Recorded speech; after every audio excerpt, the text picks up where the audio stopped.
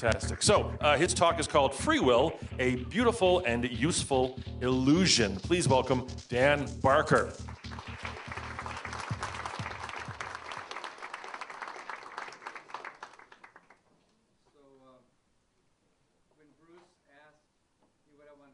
I suggested, well, how about the battle of church and state?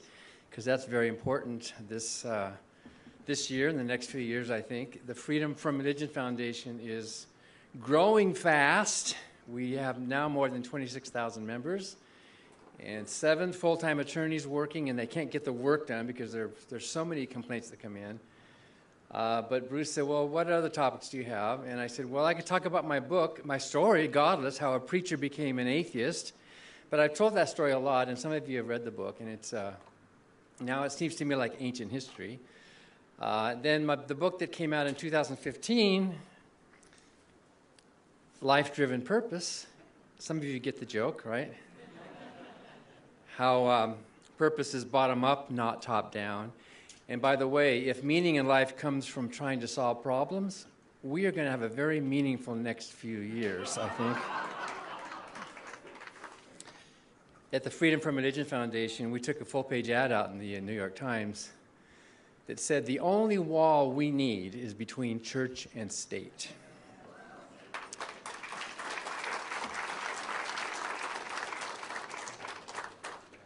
And then I suggested, well, how about my most recent book, God, the Most Unpleasant Character in All Fiction? And some of you know where that's from. Richard Dawkins wrote the foreword to the book. It's his sentence. The God of the Old Testament is arguably the most unpleasant character in all fiction, jealous and proud of it, a petty, unjust, unforgiving control freak, a vindictive, bloodthirsty ethnic cleanser, a misogynistic, homophobic, racist, infanticidal, genocidal, filicidal, pestilential, megalomaniacal, sadomasochistic bully. And so Richard suggested that each of those words could be a chapter of its own, you know. And so in part 1 of the book, I take all of those 19 nasty adjectives and prove that those are actually true, the genocide and all of that stuff. And I call it, part 1 is called Dawkins Was Right. But then I found some that he overlooked. Maybe he didn't overlook them, but maybe he thought 19 was enough. So I found 8 more in there, pyromaniacal and aborticidal and so on. So part 2 is Dawkins was too kind. But I'm not talking about this book today. I have an in-between book that's coming out pretty soon. I'm actually working on a major project about worship. You know how Sam Harris wrote a book called The End of Faith, you know, examining why do we believe. And there's a lot of good explanations, and Michael Shermer and others have come up with good explanations for why we believe, why we have faith, why we have religion. But there's very little on why do we actually worship? What is that instinct within us to worship? And I've asked around, and Daniel Dennett and others said, you know, that would be a good project. But this in-between thing, I just had a thing about a project about free will that's going to be, the contract isn't signed yet, but it's going to be a book that Sterling Publications is coming out with. And Michael Shermer wrote the foreword to the book, and it's called Harmonic Free Will, how the melody of science and the harmony of philosophy create a beautiful and useful illusion. So right there, the word illusion is right in the title, so no secrets, right? In his book, Free Will, Sam Harris writes that free will is an illusion, and he's absolutely right. It is an illusion in the mind. But I argue that an illusion, unlike a delusion, can be benign and sometimes even beneficial. Sometimes illusions can be good for us. And so since this is brand new and the book isn't even published yet, I thought what I would do is read the very brief introduction to the book, and then I'll put that aside and talk about some of the meat of the book as well.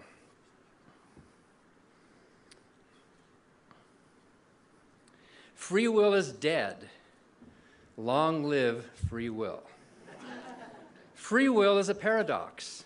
We don't have it, and yet we do.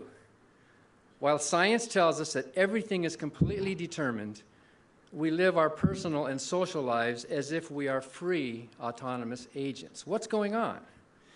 By the classical definition, free will is indeed dead. But in your own mind, and in most legal and moral philosophies, it appears to be alive and well. The paradox is not unlike the perplexity of the dual nature of light. How can light be both a wave and a particle? How can we be so certain that free will does not exist and yet behave as if it does? When biologist Richard Dawkins was asked if there's a scientific basis for free will, he acknowledged the perplexity. He said, "I have a materialist view of the world. I think that things are determined in a rational way by antecedent events. That commits me to the view that when I think I have free will, when I think that I'm exercising free choice, I'm deluding myself. My brain states are determined by physical events. And yet, that seems to contradict, to go against the very powerful subjective impression that we do have free will." Scientists and philosophers have been battling with the problem of free will for at least 2,000 years. There's hundreds of books and articles about it. The Oxford Handbook of Free Will has 600 pages, which looks more like an encyclopedia than a handbook. Like theology, which is another subject with no object,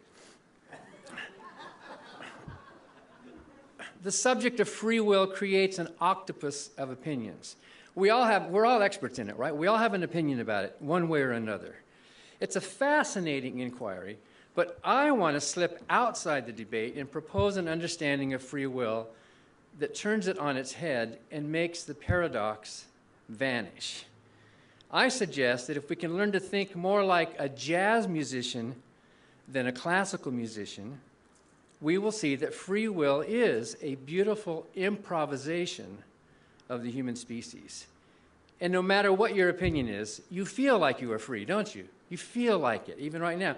As you are reading this paragraph or listening to this talk, you certainly don't think you are coerced by the forces outside of your control to continue listening or reading the next sentence. You don't feel like a robot. You can improvise. Science and philosophy should try to explain this reality that we experience, not deny it. So there are two questions. Do I have free will? And why do I feel like I do? Both of these can be addressed by science, but I think sometimes we mix the arguments for one with the arguments for the other. Although related because they're both asking about our material brain, I think we need to approach the questions independently. I think they reside at different logical levels. They are like melody and harmony, which do not compete with each other, but they cooperate to create beauty. Just to be clear, I'm certain that contra-causal free will is a fiction. The word illusion is right in the title of the book. By affirming philosophical free will instead of scientific free will, which is what I'm saying, jazz instead of classical, I'm not dismissing determinism. I'm adding to it. Even though classical free will does not exist, I think the term free will is an undeniable quality of our existence and identity. Identifying it becomes a matter of perspective, not of physical proof. I think when we rotate the question on its axis, we will see that free will is indeed a useful social truth that creates no conflict with science while it enriches our lives. The only thing that can contradict determinism is indeterminism. And since free will, as I understand it, is not indeterministic, it poses no threat to science. By a two-dimensional understanding, as opposed to a flat deterministic or a top-down transcendent definition or dualistic definition, free will is no challenge to cause and effect. I know hard determinists will be skeptical of yet another attempt to salvage free will, but I think harmonic free will actually underscores the strength of their good scientific arguments, and it underscores ethics. I'm not a professional philosopher or neuroscientist. I used to be an ordained Christian preacher. I preached about souls and spirits and ghosts, and I believed in God. When Moses exhorted the Israelites to choose life so that you and your descendants may live, I understood as a believer that each individual created in God's image possesses this transcendent liberty to make a personal decision for eternal perdition or eternal life. I now dismiss that dogma of theological freedom as incoherent. It's unscientific and it is coercive, actually. Free will is not transcendent. It is, as I will explain in the book, transient. As a professional jazz pianist, which is a lot more fun than preaching, I approach music from two different angles. Like classical musicians, I rely on the formal bottom-up training of sight reading and technique, but as a jazz improviser, I try to rise above all of that without ignoring it and freely create from a top-down frame of reference. When you invert the scene, you can see or you can hear that music is not linear. It's more like it's holistic. And I think we can do this with consciousness and free will. We can flip the perspective, and suddenly we will see or hear that the world and ourselves are coming from a free and creative vantage point. I'm not even going to try to touch all the topics in the vast literature. That would require a work larger than the Oxford Handbook. You don't have to be an expert to notice that the experts disagree. And as skeptics, we point that out, don't we? You know, I have my position, you have yours, but there's disagreement. Why? Same thing with theology. Besides, I'm not going to attack this problem head on. I'm not going to solve the problem. I am suggesting that there's no problem in the first place. And if that is true, then there is no need to find a right answer. By taking a step sideways and looking at it from a fresh angle, I think we can make the whole so-called problem of free will disappear. Like Sean Carroll said last night, we need a new vocabulary. The manifest world that we live in is different from the subatomic particle world. We need a new way of talking about it. And many writers, Michael Gazzaniga in his wonderful book, Who's in Charge, says that. We need a new way of talking, a new way of framing these things in what some people say an emergent way of talking.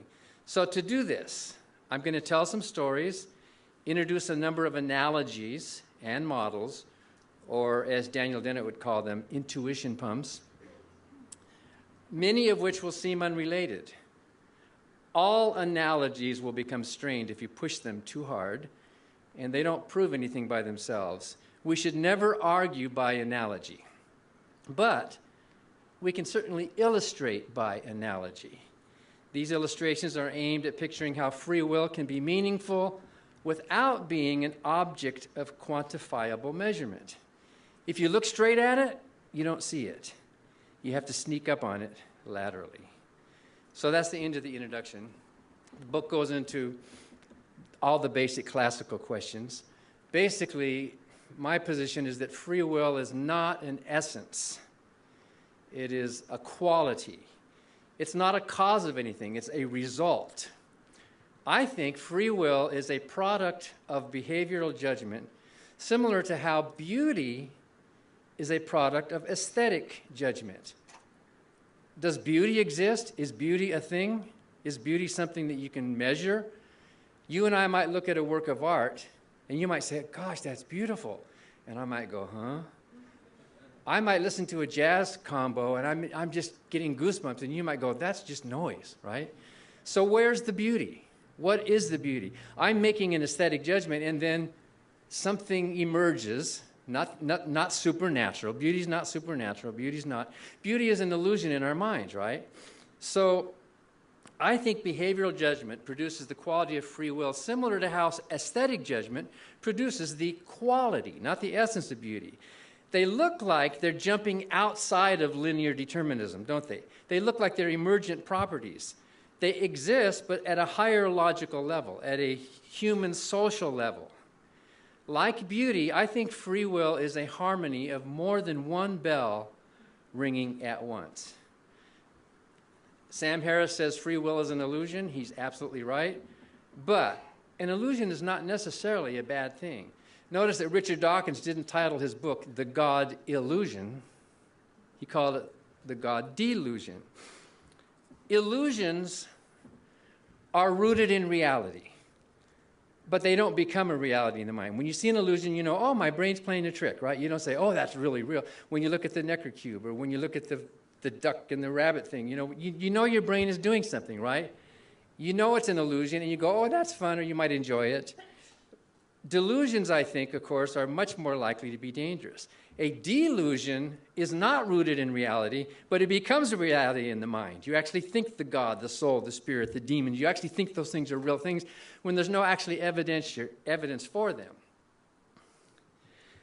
Let me give you one good example. And again, this is an analogy, so we can't push them too hard. But how many people do you see standing on the stage right now? One. Actually, you're getting two separate images of me right now, aren't you? Go your eyes back and forth, you're seeing two of me, right? But your brain is putting those two images together to make, what do they make? Stereo vision, depth perception, right? That's an illusion in the brain. Your brain is playing this trick.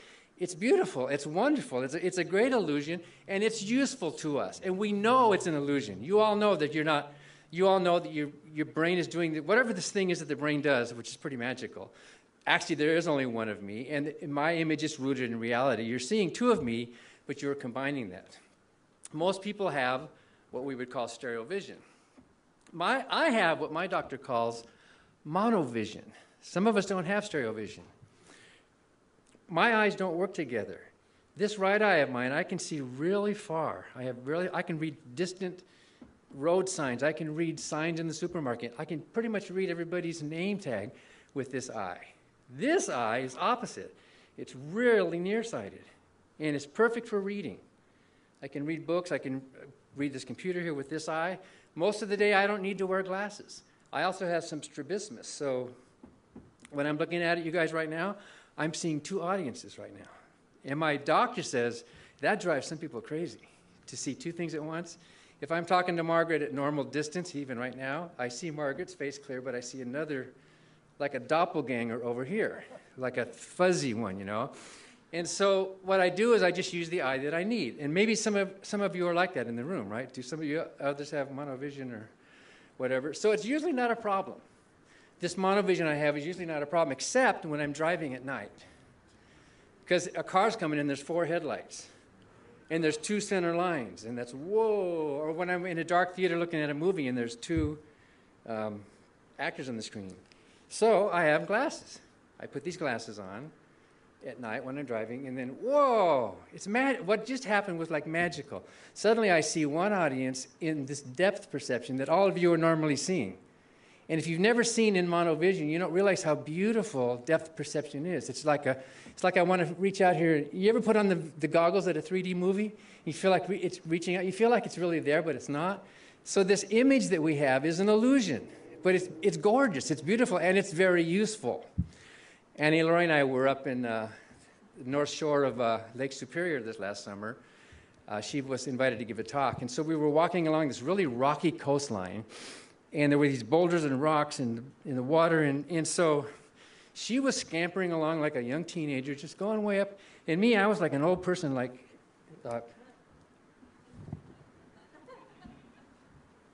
and then after a few minutes, it dawned on me, put your glasses on, stupid. And then I put on my glasses, and then I could almost catch up with Annie Laurie. I put on these glasses, and I felt younger. I felt more energetic. I felt more confident. My judgment was better. This illusion that happened when I got depth perception, it enhanced and it enriched my life.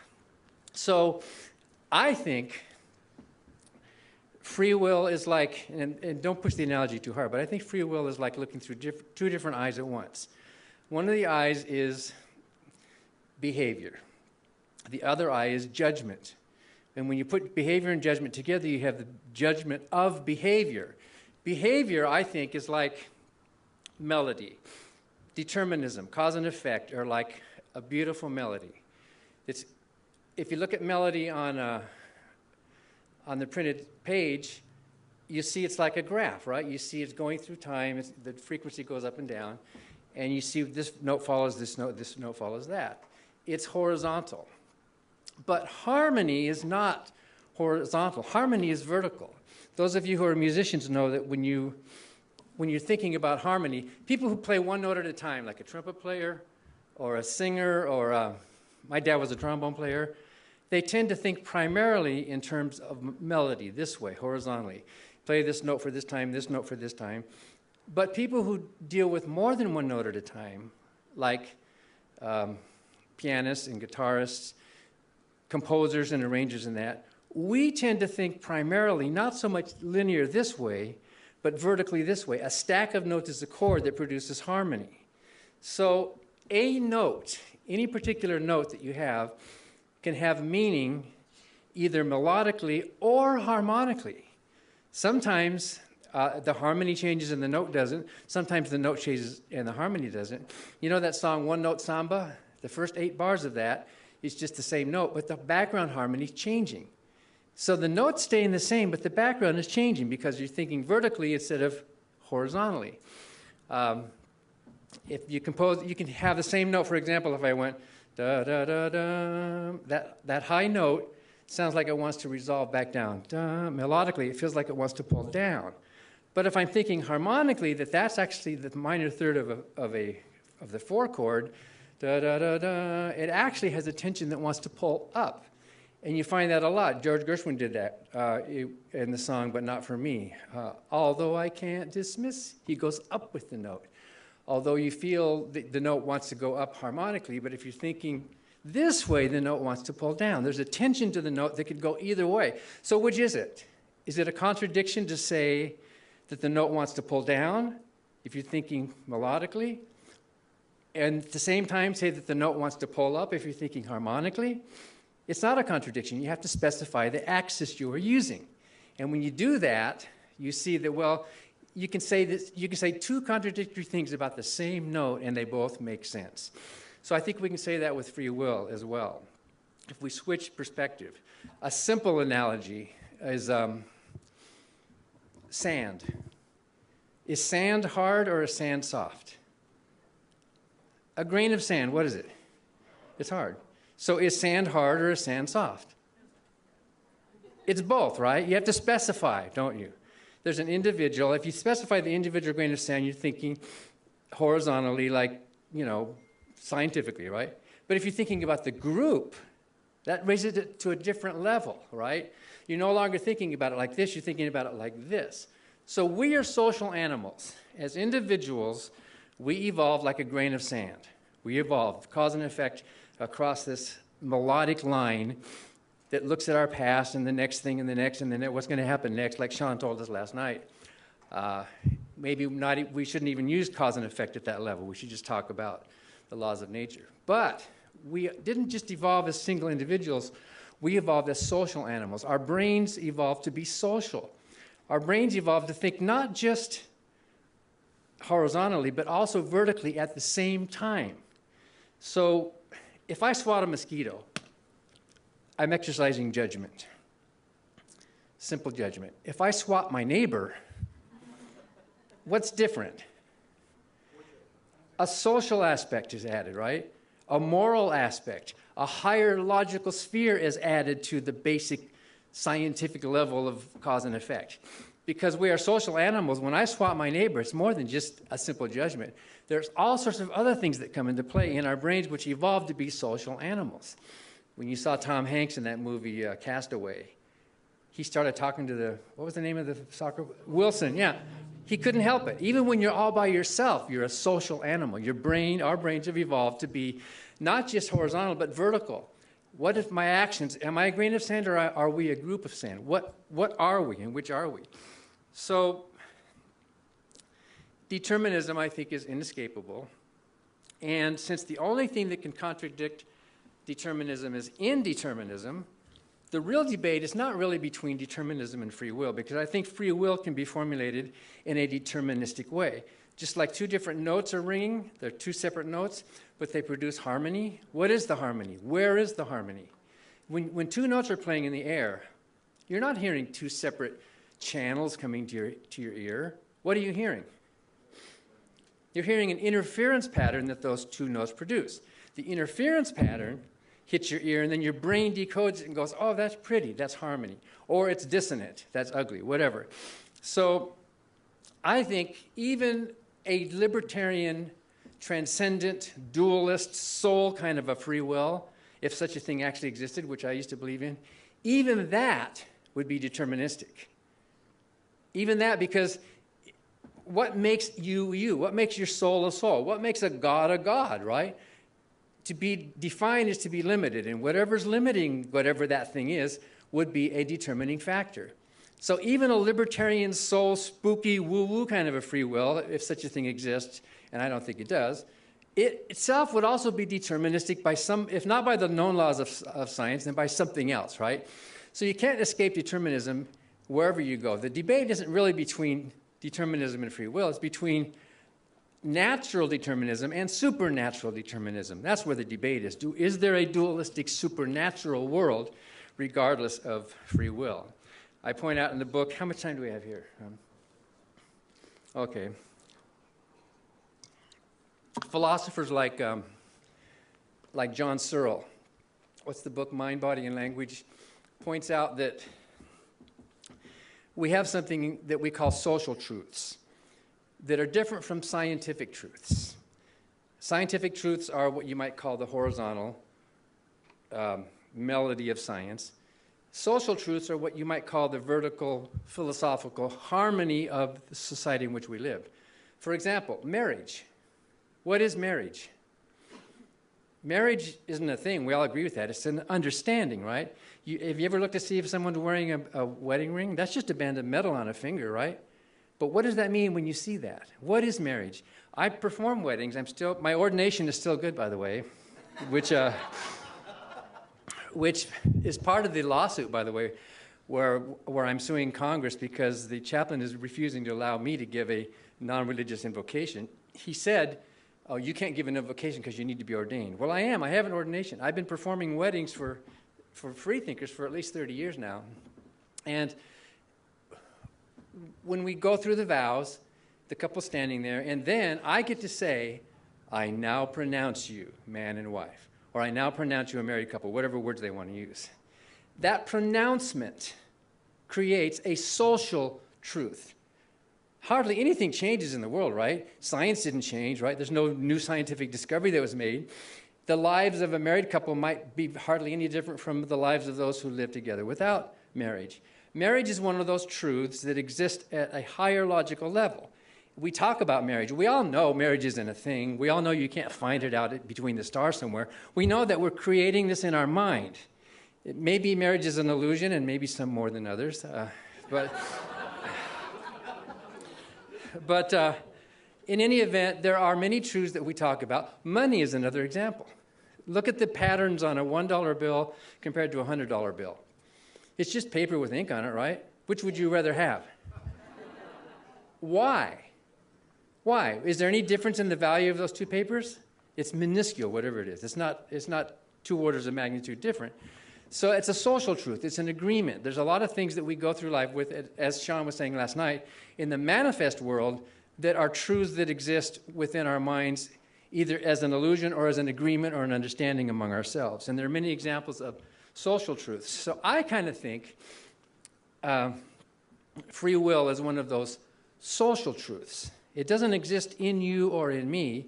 It doesn't exist in the grain of sand itself. Michael Gazzaniga, in his book, Who's in Charge, says he thinks free will and moral responsibility exist in the gaps between people, right? Where's the softness of the sand? Where is that softness? How would you even quantify where that softness in the sand is? It's because it's a property at a different logical level. So free will is contentious. Dawkins wrote the foreword to 2 of my books, so I sent him a copy of this manuscript, and he sent me an email back. Wait, let me see if I can find it here. He turned down writing a blurb for this book. He said, free will is one of those hot potatoes I don't feel qualified to touch.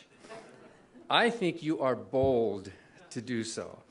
And even in this audience, there are people who are on one side or another. I don't think it's fair. Michael Gazzaniga and others have pointed out that sometimes the hard determinists have been characterized as a kind of fundamentalists. I don't think that's fair, because at least the arguments that is Jerry here? Jerry Coyne is one. Jerry Coyne arguments are evidence-based, right? They're solid, good reasons. And actually, they are right. If you're looking at the world this way, they're absolutely right. We can't argue with them.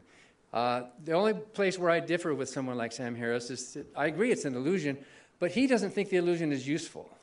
I do. I think illusions can be useful, as long as we know they're illusions, right? We're not pretending that there's some spooky woo-woo essence that somehow transcends, as if pretending that harmony somehow escapes the natural universe because, well, look what the harmonic effect of this thing happening. We know that. We understand that. We can say, big deal. It'd be like this last November, Annie, Leroy, and I went to the Grand Canyon. We got up really early to watch the sunrise over the Grand Canyon, an amazing experience. And in November, there weren't that many people, and at that time of the morning, we felt like we had the whole canyon to ourselves. And so we saw the light, and we saw the colors changing, and it's really a pretty amazing experience. But I bet none of you took issue with me using the word sunrise. Did you? You know what I meant, don't you? Was the sun rising? What was happening? The canyon was rising, right? And the canyon was rotating, actually. It wasn't even rising. Rotating out of the shadow of night into the light of the sun. We call it sunrise. And would a really strict determinist come up to me and say, "You stupid, stop using that phrase. You should know better than that. The sun is not rising." Well, duh, I know that, and you know that. It's a way we talk with each other, right? So I think the same thing with free will. Stop talking about free will, you stupid, because we know we don't have it. Well, duh. This is the way perspective that we live our lives in, is a life from a human perspective. So even believers disagree about free will. I used to be a believer who thought human beings have the free choice to choose God or not, and therefore the death of Jesus on the cross was meaningful because I'm choosing that. Have you heard the old joke? If Jesus died for my sins, who am I to make his death meaningless by not committing any?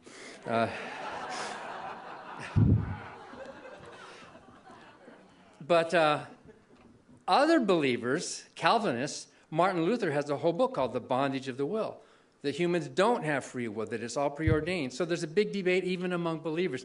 So it's a mistake to think that free will is primarily a theological doctrine.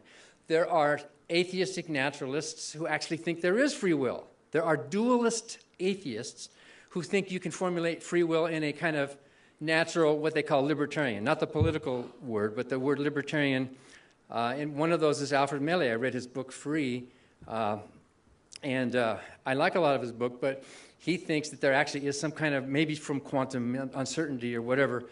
And in fact, he was very helpful. In fact, Jerry Coyne was very helpful in helping me revise this book as well, because his criticisms were very spot on and strong. You want to anticipate criticisms, right, when you write a book this kind of hot potato, like Richard Dawkins says. So I did a debate 1 or 2 months ago in Whitewater, Wisconsin, at the university, on prophecy. And I think the illusion and the feeling of free will that we have in our minds comes from the fact, and even Sean talked about it last night, comes from the fact that we don't know the future yet, right? So not knowing the future, you can model in your brain different outcomes, can't you? You can model what you might do. You can have multiple probable or plausible outcomes in your brain. Only one of them is going to happen. If determinism is right, then there really is only one future. That doesn't mean you can predict it, but there's only going to be one future. But before that happens, you have an uncertainty in your brain in which you don't know, so you're modeling this one and that one and this one and this one. It looks like you have a choice, doesn't it? It feels like you have a choice because you don't know that you don't have a choice, so you're making that decision. And what do we tell little children when they do something good? When a child learns how to walk or something, do we say, "No big deal, you had no choice," right? Don't we applaud that? Don't we say, "Good job"? We build up self-esteem by applauding this feeling. The kid actually didn't have choice, if you look at the big picture and the horizontal picture. But the feeling of self-esteem and the feeling of self-worth and self-actualization that comes from this illusion that we have can be motivating, can be good. Illusions can probably be bad as well. So during this debate on prophecy, and the book of Daniel is what it was all about, which was pretty silly. This guy claimed that proof of God's existence is that the book of Daniel accurately, hundreds of years before the event, predicted these exact things to happen in the 2nd century BC. So I asked my opponent, does God have free will? Because in order to have free will, whatever it is, even if you don't think it exists, in order to have it, your brain has to be in a state of uncertainty. It has to be in a state of not knowing.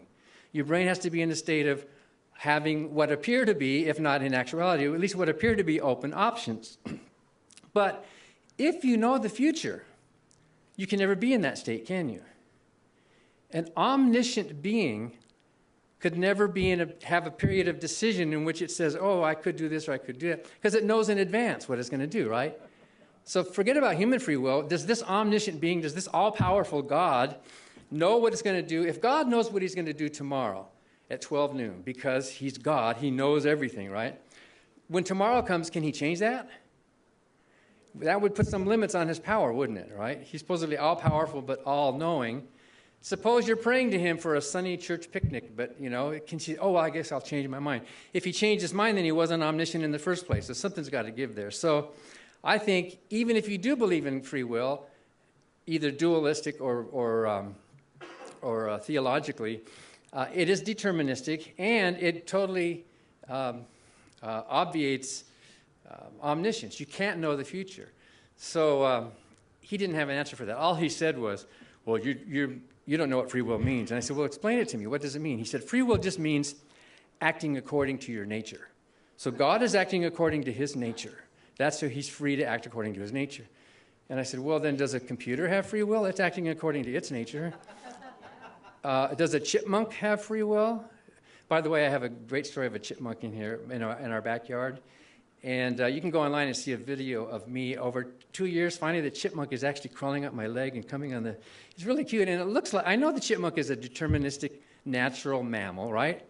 And it's not picking its thoughts. It didn't choose to be a chipmunk. It just evolved like the rest of us. But it sure looks like something's going on. It's alive. Its eyes look alive. It's sniffing. It's moving. And we relate to this living thing as if it had some choice in what it was doing. Because it didn't have to come up to me and risk this big mammal hurting it. Now we're kind of buddies. I can't wait for the spring to come and see if he comes back out of his...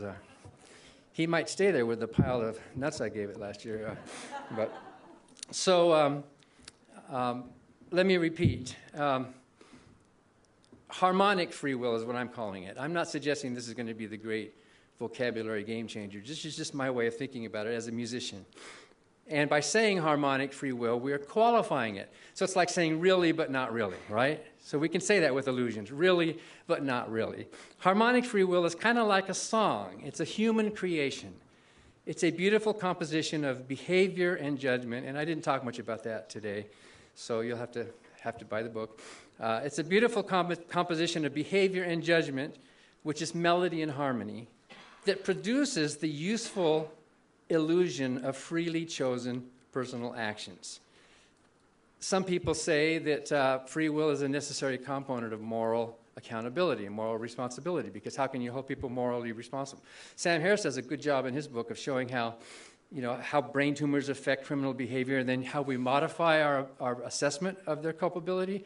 Sometimes they're guilty or they're not guilty because of mental illness and all that kind of stuff. A great topic. But I think free will is one of those many works of art that reveal that we are more than just a swarm of atoms in motion. Free will, I think, makes us fully human. We made that. We created it, and we know it's a creation, and we know it's an illusion, but we love it, and it helps us navigate. Just like depth perception helps us navigate where to put your foot. It doesn't tell you where to put the foot. It just helps you decide. Free will, I think, helps us navigate moral decisions when we're looking at intentionality it takes 12 people to adjudicate the guilt of a single defendant, right? You have to think about all the factors that played into this. So free will is one of those temporary, it's kind of like an imaginary number. What is I? What is it? The square root of a negative number. Does that exist in reality? It doesn't, right? Because it's incoherent.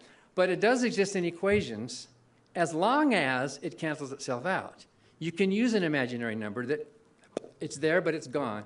And I think free will is like that. It's a necessary imaginary number, an illusion, a component of the soft sand, if you will, of the harmony of all these notes playing at once, that gives us the ability to have some depth perception in making moral decisions in our social lives as human beings.